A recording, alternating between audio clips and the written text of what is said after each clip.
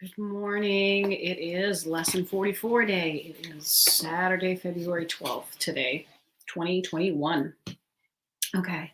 God is the light in which I see. Today we are continuing the idea for yesterday, adding another dimension to it.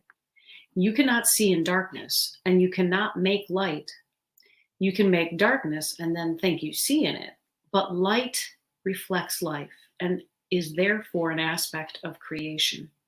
Creation and darkness cannot coexist, but light and life must go together, being but different aspects of creation. In order to see, you must recognize that light is within, not without. You do not see outside yourself, nor is the equipment for seeing outside you. An essential part of this equipment is the light that makes seeing possible. It is with you always, making vision possible in every circumstance. Today we are going to attempt to reach the light. For this purpose, we will use a form of exercise which has been suggested before and which we will utilize increasingly. It is a particularly difficult form for the undisciplined mind and represents a major goal of mind training. It requires precisely what the untrained mind lacks. Yet this training must be accomplished if you are to see. Have at least 3 practice periods today, each lasting 3 to 5 minutes. A longer time is highly recommended, but only if you find the time slipping by with little or no sense of strain. The form of practice we will use today is the most natural and easy one in the world for the trained mind, just as it seems to be the most unnatural and difficult for the untrained mind. Your mind is no longer wholly untrained.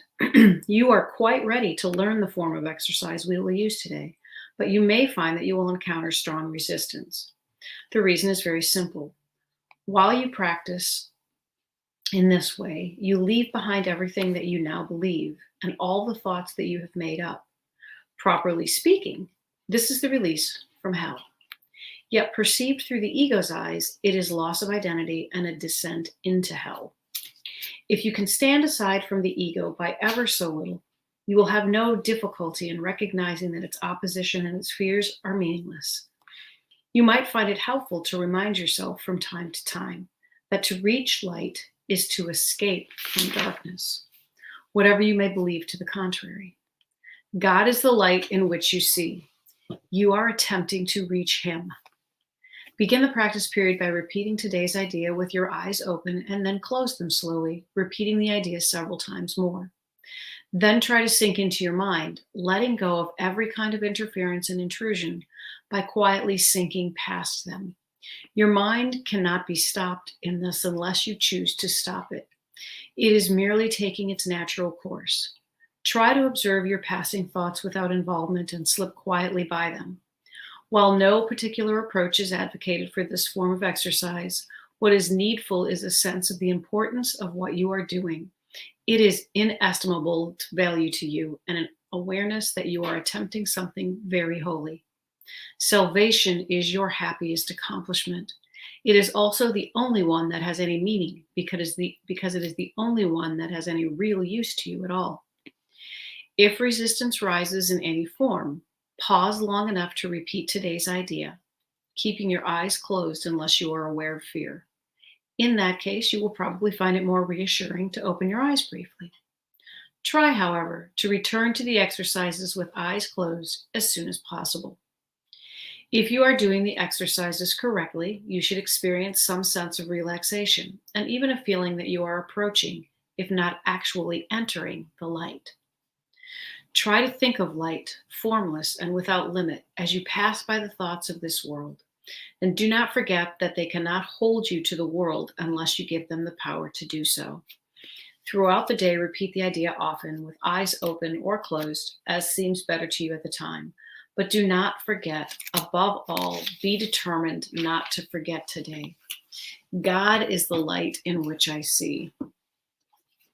And I think today I will go right on and read the commentary by Tina Spaulding. God is the light in which I see, lesson 44. You are blessed beings indeed. I am that one that you know as Jesus.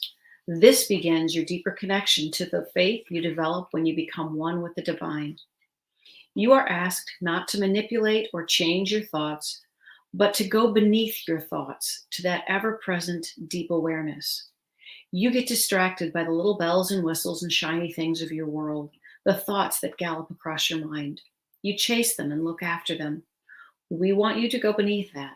We want you to go deep inside your consciousness where the truth of your being lies. It exists whether you are young or old, whether you are happy or sad, and whether you are healthy or sick.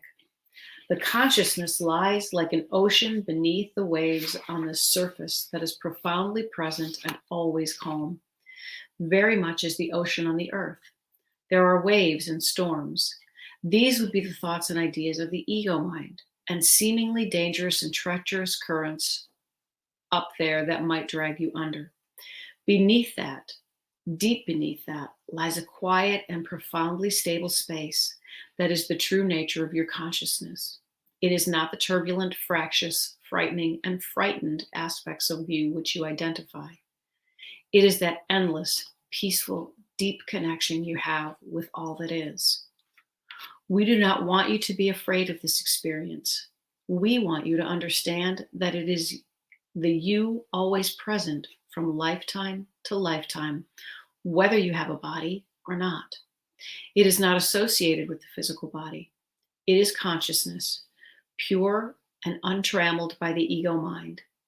So be kind to yourself today. If you cannot master what this lesson asks of you, it is okay. Try again later in the day. Try again before you go to bed. Forgive yourself if your mind seems to run away on you, but do your best to go beneath the thoughts. Do your best to connect with that stillness within. As you do this exercise and begin to master these abilities, you begin to have experiences of expansion, being immersed in endless space or connected to something other than the world. This is a wonderful experience indeed. The first lesson in seeking that experience may or may not bring it to you. Do not panic if it doesn't. It doesn't mean that you won't have it, but do your best to employ the lesson today as it is described. Read it carefully, make notes if you need to, and practice. I am that one that you know as Jesus. We will speak to you tomorrow. It's so interesting that when we go beneath our thoughts, we tend to go into an endless space and connecting to an other world. Oftentimes, when we think about connecting to that other world, we see ourselves going above that, above our minds, like going above the clouds. And this is a situation in which they're asking us to simply go beneath our thoughts. This is that grounding presence almost that many meditations do. Here, they associate it with going deep into the ocean. And I listened to Carol Howe, who also does commentary on Course in Miracles. And she said that she used to scuba dive. And so she understands that in salt water, it can be difficult to get past the first few feet. And so she likes to imagine that someone is gently helping her to pull down to a lower level of the ocean where the weight of the water can hold her in place and she can scuba dive effectively.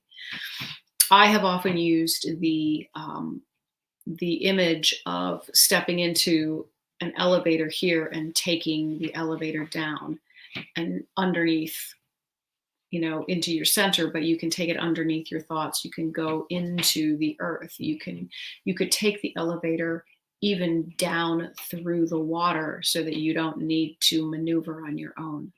Whatever helps you to calm yourself. This is not lowering your energy. It's actually raising your vibration, but it's moving you away from the distracting ego thoughts that are perpetually running in our minds.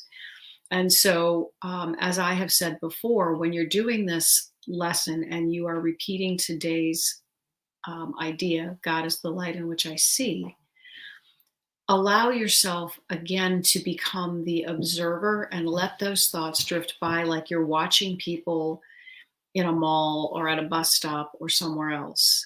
Um, it will just help you to not connect to anyone. When I travel alone, I know I've said this before, it's fun to people watch. What gets distracting is if you see someone and you attach to that idea and you begin to watch that, and then all of a sudden you realize there's other things that you are missing, and you're also not paying attention to you. So if you're not paying attention to you may not hear your call at the airport. And so this is your opportunity to listen for your call, to look for your light. Um, the image that came to my mind as I was reading this morning is when we are in a room and if we close the doors and we are looking for something, the light that we are going to see with is in the room.